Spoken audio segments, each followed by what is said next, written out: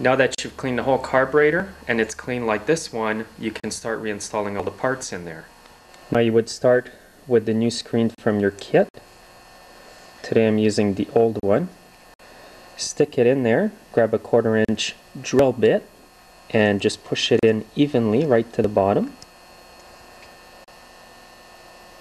This is how you want it in there.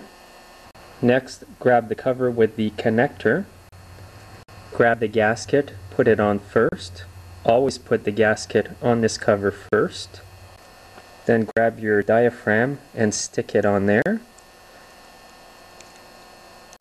It only goes on one way because of the little notches here. Next, grab your carburetor with the throttle mechanism up this way.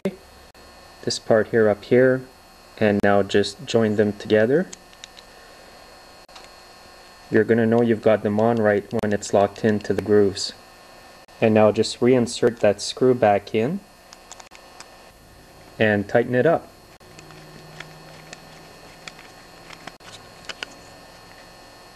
Now we're going to reassemble the other side of the carburetor. First thing to do is to reinstall that little spring in the hole right here. Make sure you keep the carburetor up so you don't lose it. Next you would grab the lever and the pin, stick it in there, then attach the needle to the lever like that and hold it together like this. Next, insert all these parts into the carb in one motion. Make sure that the little spring here goes on the bump here underneath the lever.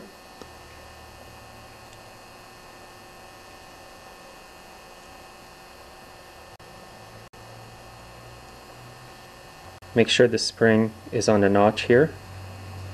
Now once you've got that in, keep your finger on there so it doesn't go flying out on you. And now tighten up that screw. And you would want the tab here set to about level with the carburetor body. The next thing to install is the gasket here. And now the metering diaphragm. Remember that the gasket always goes on the carburetor first and then the metering diaphragm. Next, you would put this cover on in any position, it doesn't really matter. And now tighten up the cover evenly. The reason for that is so you don't have any air or fuel leaks.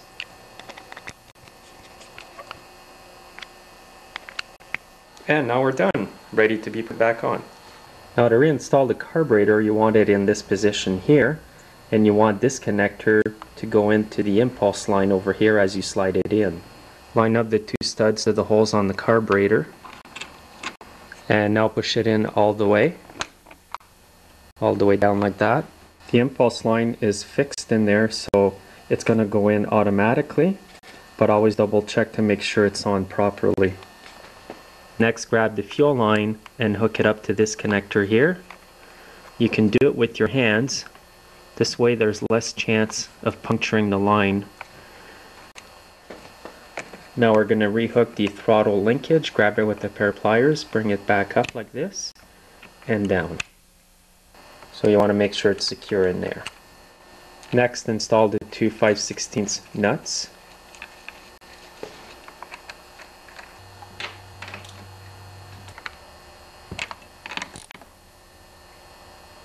And make sure they're tightened up evenly. Now test out the throttle to make sure it's all working good. And if you see it moving like that, you know it's on properly. Now you can reinstall the air filter.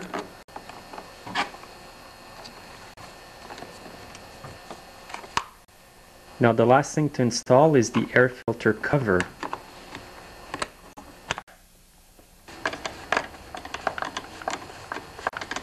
Now that you've got the carburetor installed, you want to take your saw outside, start it up, and see if it runs good. I already had this saw started, so it should go first pull.